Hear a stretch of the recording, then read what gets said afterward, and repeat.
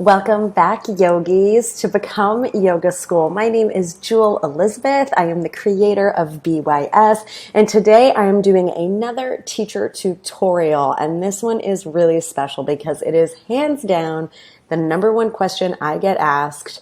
How do I make money as a yoga teacher? So for the first time ever, we are going to dive into the Yoga Alliance approved 200-hour yoga teacher training course here at Become Yoga School.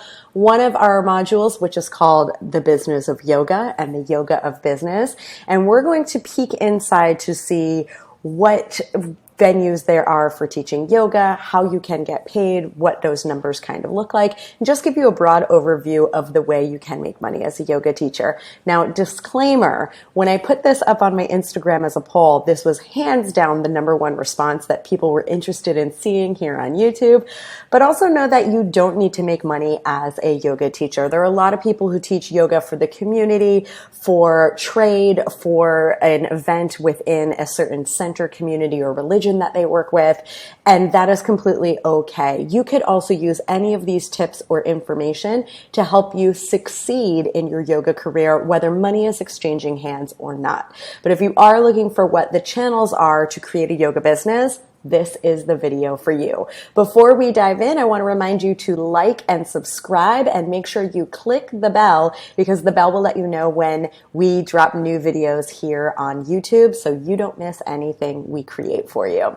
So diving on into chapter 20 of our YTT manual, the business of yoga and the yoga of business. Now, I'm not going to go through every page in this chapter, but I do want to break down a couple things for you when it comes to making money as a yoga teacher. So if I can scroll up here, before we get into the nitty gritty of it, I also want to remind you that when you become a teacher, when you become an instructor, you're going to create a business that aligns with your ethics and your morals. There will never be a situation where you teach something that you're not trained to teach, where you will do something that doesn't feel in alignment with your purpose on earth, and where, money exchanges hands for a certain aspect or a certain element that doesn't align with your goals and your ethics as a human and as a yoga teacher. So that's our baseline, right? Once you get past that baseline, there are opportunities to have an unlimited amount of funds when it comes to your yoga career. And then there's also ways to find special and interesting gigs that mean a lot to your heart and fulfill you. So we're going to go through all 7 channels of that. And if you stay to the end, there are 2 ways within these 7 channels that you can create a financial influx for yourself as a yoga teacher. So basics of business is you're going to trade your time, your effort, your energy, and training for a certain amount of money or a certain trade-off, whatever that might be, if it's not physical money. And there are many sources of income for yoga teachers, and they involve different business models. They also require a different level of administrative and marketing skills. If you're going to host a retreat that you're 100% the owner of, you're going to do so much admin and marketing versus a retreat or an event, a festival, where they hire you for a certain time slot, give you a certain amount of money, and put you up in a hotel, right? So we're going to go through some of that. And there are considered to be 7 channels of opportunity to make money or opportunity in your yoga business. The 7 basic yoga business channels are group classes, private lessons, workshops and specialty series, retreats, digital memberships, conferences and festivals, and finally, partnerships and brand endorsements. These 7 channels are the places in which you can build your business and build your yoga career. And I always recommend, as a mentor to YTT trainees, is you're not going to do all 7 of these. That's too much. Even, someone who has a Venus Williams of yoga, who has a serious contract with serious brands, she's not doing all 7 of these. You're going to choose the ones that fit you. And I usually think you can find a pretty balanced career if you do 2 or 3 of these. So as I go through the list, you are welcome to jot down what works for you, what you think you might be aligned with, and what you think you might not be aligned with, so you can start to make these choices for yourself. So beyond each of those, there are 2 ways to make money in each of these 7 channels, and I'm going to go back to that and talk about it at the end. So let's talk about these 7 channels. The first of these 7 channels is group classes. Now, group classes are absolutely the most famous, if you will, of yoga business opportunities. And that is because if you went to someone in your life, a friend, a family member, and who doesn't take yoga, that is, and you tell them you're a yoga teacher, they're probably envisioning this group class. So they imagine people doing asana, physical poses, a lot of yoga mats on the ground, probably a wood floor, and maybe, some yogic colors or some sunlight through the windows. And they would also imagine that there's one teacher at the head of the class guiding everyone through the practice. So this is kind of the bread and butter, if you will, of being a yoga teacher. It's what a lot of people come to yoga teacher training courses for. And this is where there is a ton of opportunity because it's the pretty standard way to consume yoga, to practice yoga, and also to teach yoga. So they create a sense of community, obviously, because you'll have many people in the space with you. And it also builds with a group practice because it is the same people regularly showing up consistently. Even if you have people that come and go, you'll usually see like a lot of similar faces every week. If you're Thursday 6 p.m., you'll get your Thursday 6 p.m. crew. And when you teach at a studio, you'll either be paid a flat fee or you're going to be paid per head, per student.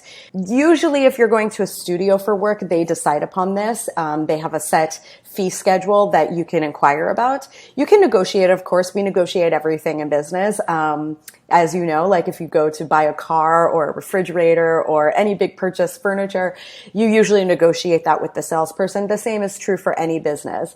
If they offer you $55, please go ahead and ask for $62. You might end up in the middle at about $57. Whatever you feel comfortable with and whatever you need to survive, especially if you're doing this as your full-time living.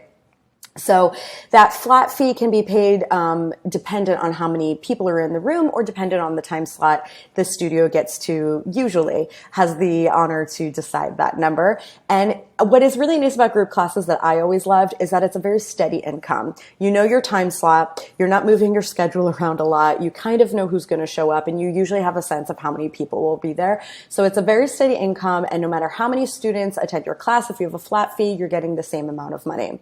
The downside is that sometimes that flat fee can be a little lower than, like I said, that per head opportunity. So it depends on how many people can get in the room, in the space, in the experience. It depends what that per head number is, and you can decide on your own. Also know that if you're quite seasoned in your career, there are opportunities to often negotiate this. I've had this occurrence in my life before where they set most people at a flat fee, and the flat fee was quite low for me. So I said, here's what I'm going to do. I'm going to take this class on. I'm going to sell it out. Let's say if I hit this many students or this percentage of capacity, my fee will be like this. And because I was able to fill the room at that place, I was able to charge that much and to negotiate for that. So it's also a bit of a skill and experience level as well to take on those opportunities.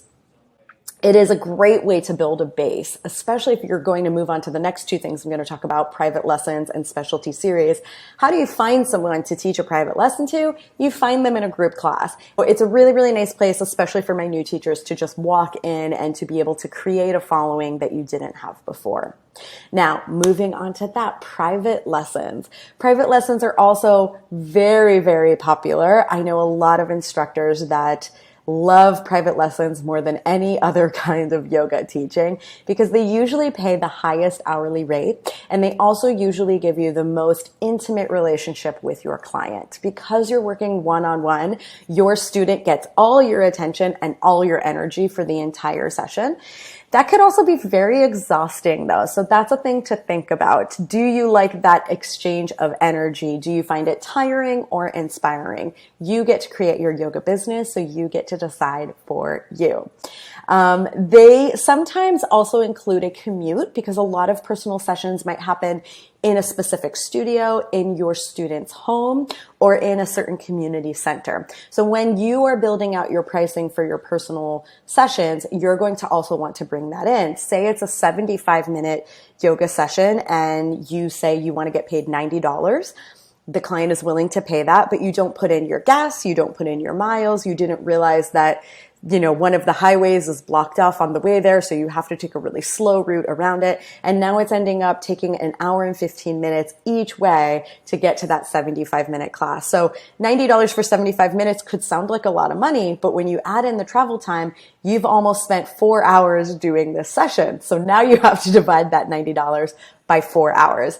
There are a lot of pros and cons with private lessons. You just have to decide if it's worth it to you, if it feels fulfilling to you, and then also if you are going to have to commute or bring props, bring mats, bring other equipment to make sure that you're charging the amount of money that really aligns with you in that situation. After private lessons, we have workshops and specialty series. Now, workshops and specialty series are kind of the hybrid of a group class and a private session.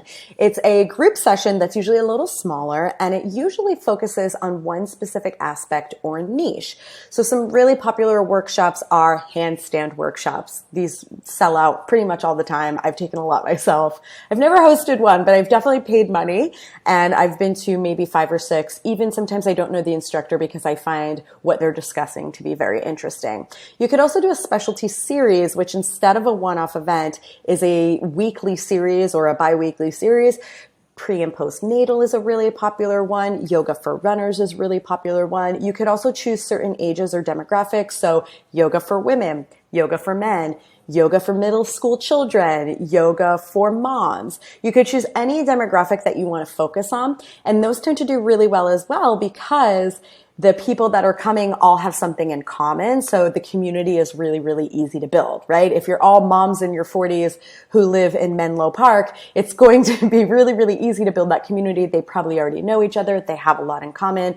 It will be a fun exploration of yoga for them. So they often take place on one date if they are a workshop, or they can go for several dates if it's a series, a specialty series.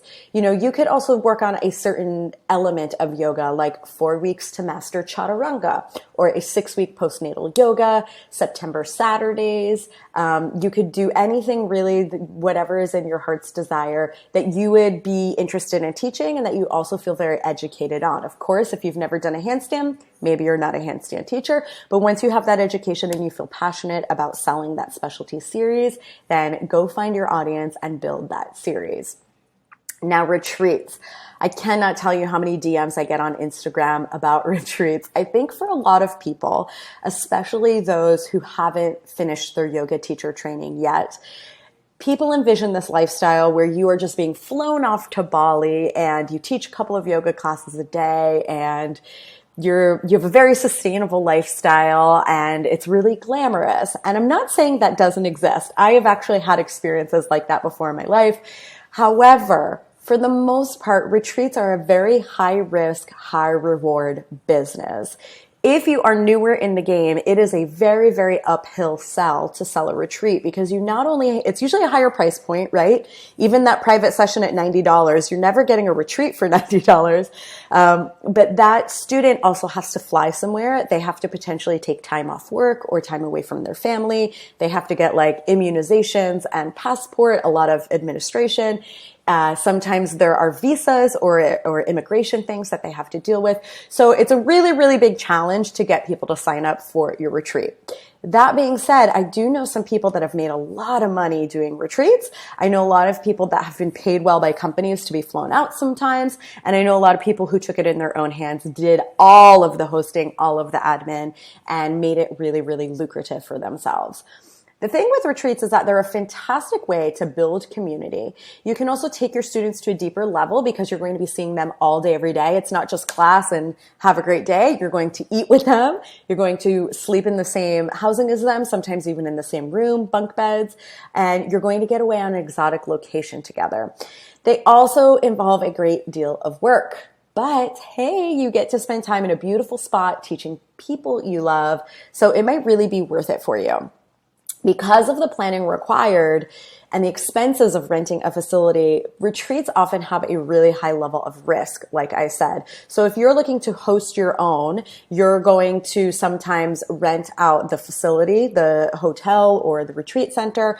You will hire or find a chef if food is involved. You could potentially find someone to give you tours and other tourist attractions. Maybe there's things like, going to a lake or a cenote in Mexico, or climbing a mountain and you're going to need a guide for that. But also, if you fully sell out your retreat, it can be very lucrative, especially if you're working within a few different economies, a few different countries. It depends on where you go and what you choose to do. And literally the world is your oyster on retreats. You could go anywhere. I have seen retreats locally here in New York in the Catskill Mountains, very, very affordable for like $100 a day. I have also seen retreats. I was just recently in Arizona. It was not in my budget, but I did hear of a retreat that was $8,000 per day. So as you see, there's quite a gamut there of opportunity in retreats. And the great thing is if you're hosting it yourself, you get to set those prices and figure out where the margins are. The margin is the place between how much it costs you and how much you created in revenue. And we want really, really big margins. Bigger margins equals bigger payout. And it depends what you're looking for. Also, if you're just looking to have a community event to really fulfill your soul and you want to simply break even or even do it as a charitable situation for a certain demographic or a certain location, you're welcome to do so. That is what's great about owning your own yoga business and creating your yoga business, is that you are the author of the story. You can do whatever you want. I do want to remind you that a retreat is usually that high ticket item. So it tends to draw a loyal group of followers with disposable income. So a lot of times you can be very successful once, the first year, second year, you don't make money or you break even. I've even had friends who've lost money, but by the third year, those people come back over and over. They bring their boyfriend, they bring their friend from school, they bring, their daughter's mom, whomever they want to bring on the retreat with them. And then it can be very exponential growth for you. After retreats, we have a digital membership. Now, I run a digital membership that I absolutely love. What is really nice about working digitally is you can have people from all over the world. There is very little overhead because you're usually in your own space, and you don't have to, as opposed to retreats where you have to get that chef, the housing, the tour guide, etc. It's probably just you and your camera. The great thing about digital memberships is that the overhead is really, really low and the reach is really, really high. So I currently have a digital membership. I teach 5 classes a week on Zoom. 3 are yoga, 3 are Pilates. You're welcome to come to my yoga class anytime you want. I teach at 10 a.m. Eastern, Monday through Friday. And I have people in Africa, England, California. A lot of my fan base is in New York, of course. And it's really, really fulfilling to me. I will be honest, sometimes I don't make that much money at it, but it's so easy to do and it's so rewarding. And I see the development in my students that I absolutely love doing it. It does require a good amount of technology savvy. And also it means that you're going to need to purchase some things. You will need really, really great Wi-Fi. So if you're in a certain location that has spotty Wi-Fi or storms cause the wires to go down a lot, it's going to be challenging for you to run a digital membership. You're also going to need a good mic and camera and some kind of online platform such as Zoom. You can use YouTube Live, Instagram Live, Facebook Lives. I prefer Zoom and YouTube. They seem to work really, really well for me. And then you can also make a recording of your class and sell that in a digital membership as well for the replay or the on-demand practice. You might also need, depending on your space and where you're at and the time of day, you might also need some technical stuff like lights, backdrops, and the hardest part, as someone who's edited this video, it's video editing. Video editing is one of the most taxing talents, and it takes hours and hours. I usually go in my yoga videos, I usually do about an hour per minute. So if that is a 30-minute class, it took me 30 hours to edit it.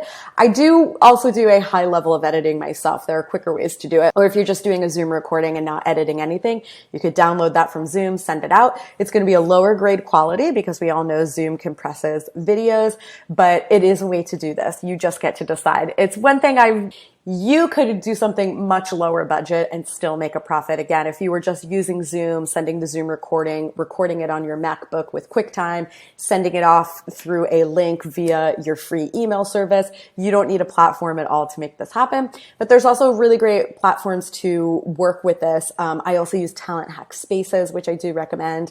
And I also use SquareSpace. So there are some really good platforms that do a lot of this back-end stuff for you and just make it a very palatable experience for your students. When you do a digital membership, you are usually the owner. There are a few companies out there that will hire you. But for the most part, digital membership is once you've built your base, you're reaching out with your people. You have to do your own marketing, PR, etc. But you get to keep all of the profits. You don't have to share it with anyone. All right, and the last two are for those of you who are more seasoned in your career. We have conferences and festivals and also partnerships and endorsements. These are all opportunities where you will get paid a set amount of money for a set amount of collateral, PR, actual teaching, videos, etc.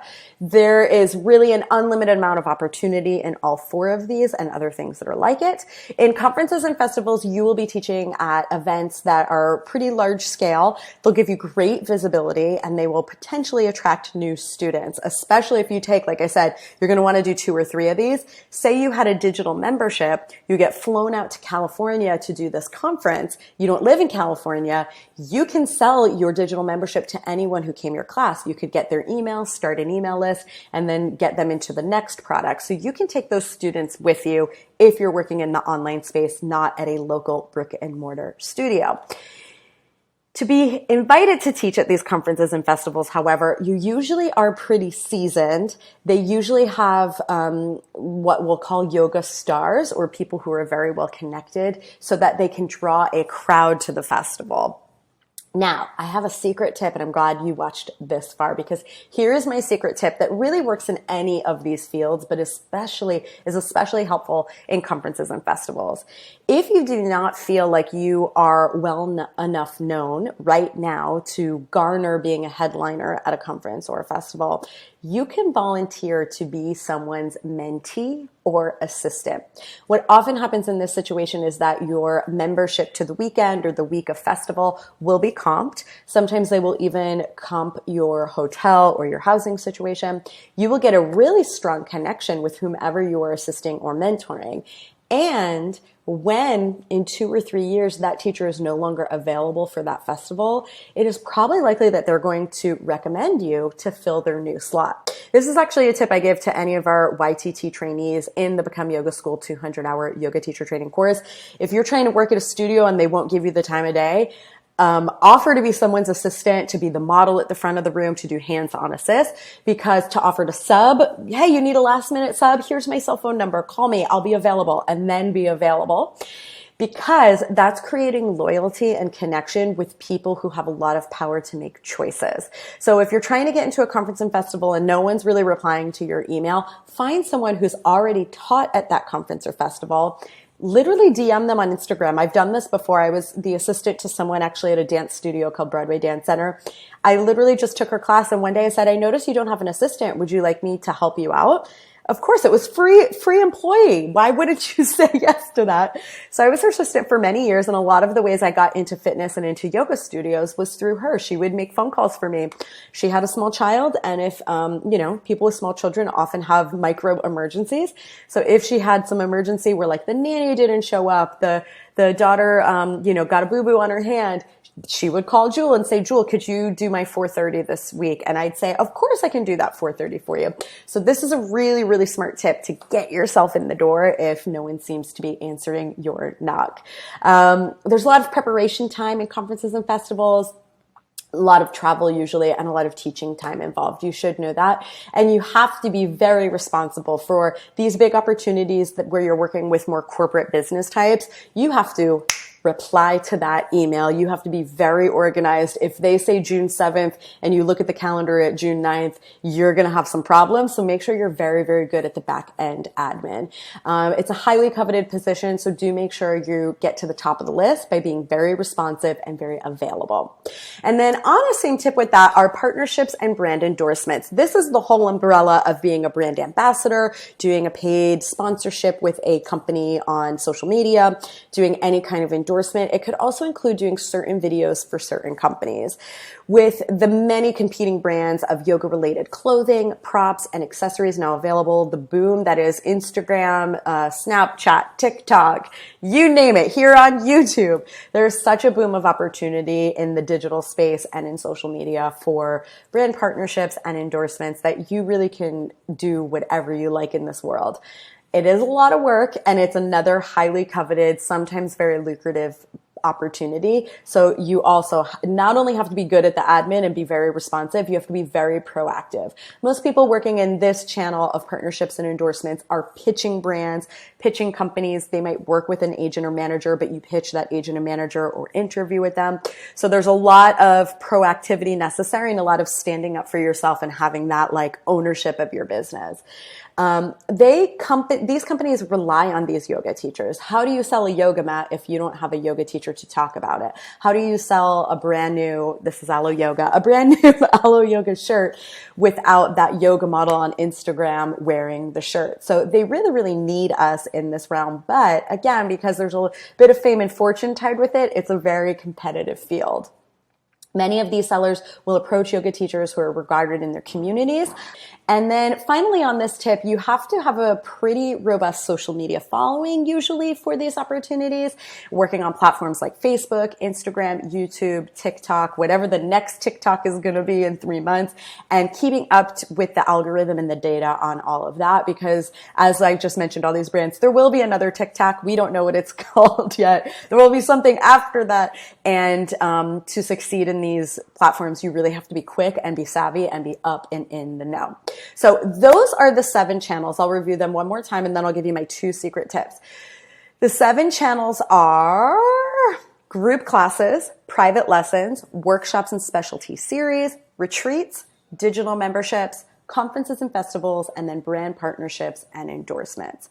And as I said, beyond that, each of these channels can usually be hosted in one of 2 ways. They are hosted by a studio or venue where you get a agreed upon rate. They do all the planning, they do the marketing, they basically own the event, and you just show up to teach. And then there's a version where it's hosted by the teacher. You do all the admin. You do all the marketing. Sometimes you rent the venue, put in an upfront cost. You do get to decide how much you get paid, and oftentimes you get to decide how many people are there.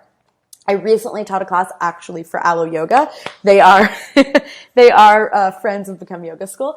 I taught an Alo Yoga class in the park, and they were very, very lovely to offer gift bags to everyone that showed up and to give me a little bit of social media presence on it. But for the most part, I planned this entire event myself. I actually did it in Brooklyn Bridge Park where I needed a permit, and the permit costs money to apply for. And you also, New York is a very competitive city. You don't always get what you want. So I had to make many phone calls to get this permit. I had to pay an application fee. I had to wait to find out if I were approved. I did a lot of marketing on my own. So a lot of times when you work in this way, you own everything yourself. Was it worth it? Absolutely. It was a fantastic event. I had a photographer and a videographer there. We had beautiful footage. I saw some of my students, my digital students flew in. I met them, in person for the first time. So it was absolutely, absolutely fulfilling and worth it. However, I just wanted to be honest with you that there's 2 ways to do this. You also, for those of you who are deciding where you fit in this yoga space, you can decide, are you someone who likes to be in charge and be very proactive? You might not feel very fulfilled when you work at a studio and they're not giving you the time slot you want, or you want to teach power hot vinyasa and they're giving you a slow flow class. When you do it all yourself, you get to make those choices. But then on the flip side, you have to do all that work. You don't get to build a following through the studio. You have to build it all on yourself and basically be the studio. So I wanted to let you know that those are the 2 ways that you can make money. Now, the big question is, which of these 2 ways makes you the most money? And the answer is, it depends. It really depends. Every opportunity is totally different. Every personality is totally different. And if you're a hustler and you have a really strong driven vibe and you have a lot of free time and a lot of energy, then maybe owning it on your own is the way to go. If you have a full-time job, maybe you have kids, or you're in a university, or, you're not great at admin. Be honest with that. Not everyone is. You can't keep up with the latest social media thing. You don't want to do PR and marketing. Then maybe working at a studio is the right place for you. And if you connect with your students and you do really, really well at that studio, it can be very lucrative. I do know people in New York City who make over $200 an hour. I have worked at festivals in the past where I'm making $1,000 for one 60-minute class. So there is a lot of opportunity there. I also teach classes for free. So there's a lot of range here. And the great thing about your yoga business is that you get to decide how much money you make, when you make it, and what opportunities are right for you. Okay, friends. So these are our 7 channels to making money as a yoga teacher, and the 2 ways in each of those 7 channels that you can create your own source of income as a yoga instructor. So you now have 14 opportunities, 14 different ways that you can make money as a yoga teacher. And I want to know, tell me in the comments below, right down here, which of these 7 channels seems to resonate with you the most? Do you think you're going to be a group classes person or a one-on-one private sessions person? Do you think that festivals are the place for you, or that you'd like to stay online with a digital membership? I want to know what is important to you, and if I get enough comments, I might even make a video about the thing that we talk about the most. That's how we roll here at Become Yoga School. We want to give you whatever information you want to know about being a thriving and fulfilled yoga teacher. Please like and subscribe to our channel and click the bell to get notifications. You can also follow us on Instagram. We're at Become Yoga School. And until I see you next time, all my yoga teachers, please remember to inhale positive and exhale negative.